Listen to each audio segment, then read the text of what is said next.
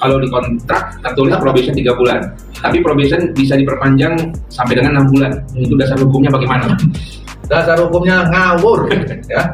Jadi dalam kontrak kerja, perjanjian kerja ditulis probation itu buat yang belum tahu adalah masa percobaan ya. Ditulis masa percobaan 3 bulan.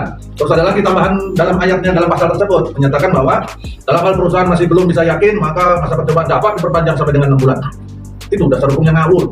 Kenapa saya bilang ngawur? Karena dalam hukum ketenagakerjaan Indonesia tidak ada sama sekali ketentuan yang menyatakan masa percobaan diperpanjang sampai dengan 6 bulan, sampai dengan setahun dan seterusnya. Bahkan dalam peraturan perundangan kita tegas disebutkan masa percobaan itu paling lama.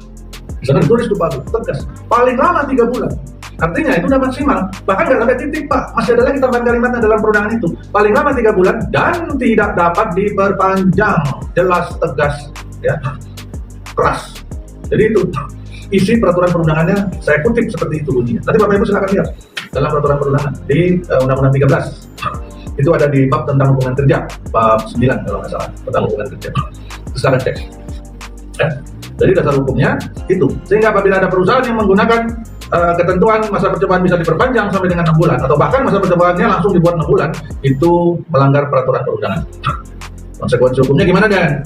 Oke, konsekuensi hukumnya terjadi pada saat H plus 3 bulan.